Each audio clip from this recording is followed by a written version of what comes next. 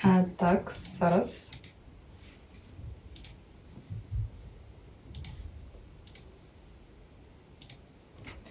So, hi, can you see my screen? Yes. Okay. My name is Podobulkina Sofiia. I'm an 8th grade student of Lyceum number 34, named after Viktor Maksymenko. And today I'd like to present my work with the name The Challenges of Translating English Proverbs and Sayings into Ukrainian. So in total, translating proverbs and sayings can be a fairly hard job to do because always when translating, people need to interpret the context and cultural aspects of where the proverb is taken out of. And so that's what I'll be focusing on in this work. Generally speaking, translation is when the translator interprets words from one language into another, and proverbs are short sayings that have a deep meaning and may show cultural aspects. Also in this research, I only worked on proverbs because sayings have pretty much the exact same issues that arise when translating, so it will just double the exact same things that I would show.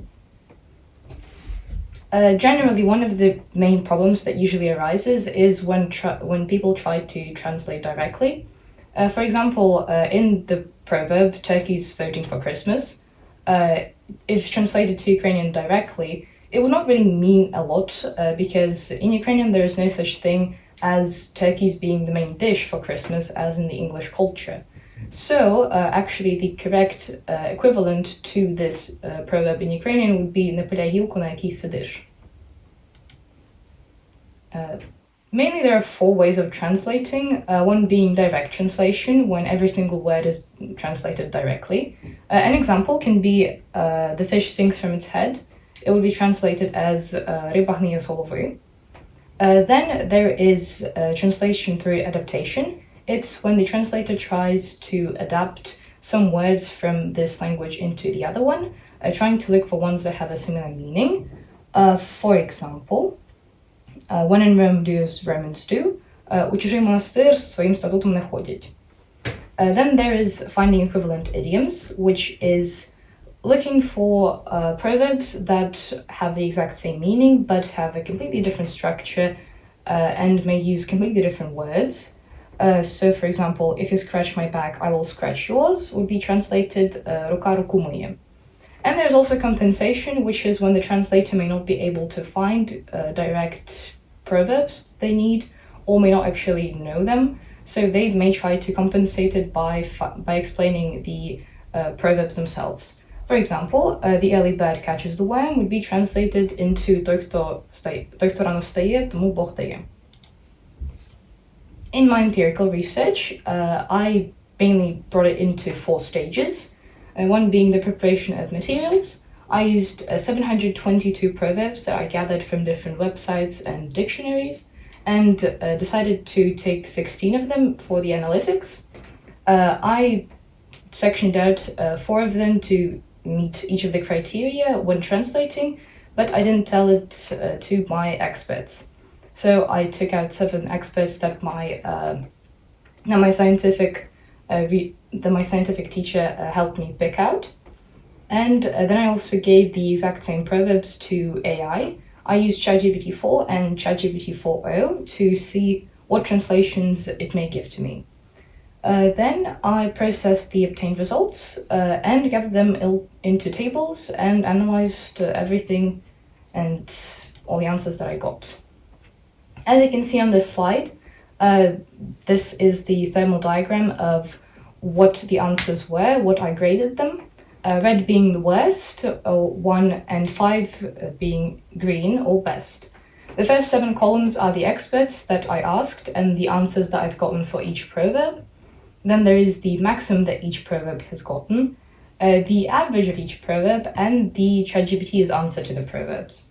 So the average of each expert separately is logically worse than ChatGPT themselves, and the average of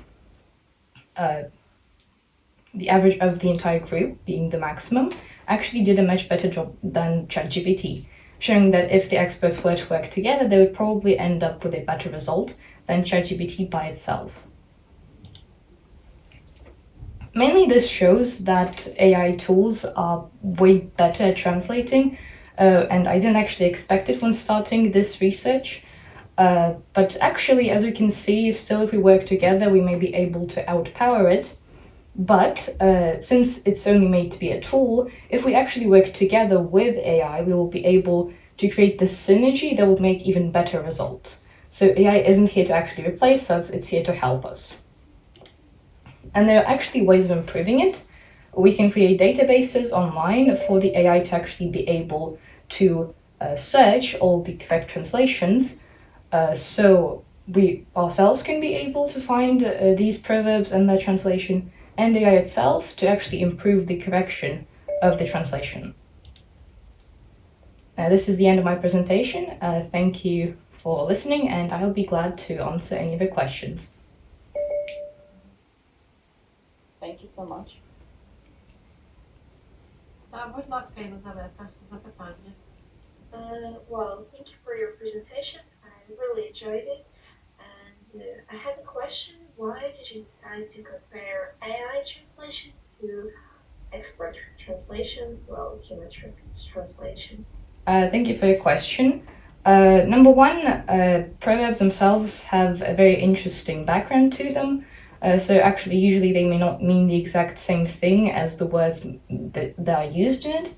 And also, AI is a fairly new topic to actually discuss, which is the main thing that made my research more new, because the previous ones didn't actually have as much access to AI or pretty much any kind of resources that I used here. And also, just in total, I'm very interested in linguistics and languages, but also mathematics, which kind of combined my interests in robotics and mathematics and linguistics in languages. Так, дякую. Анастасія, будь ласка. Thank you for your presentation. You have chose for the one on the unique topics.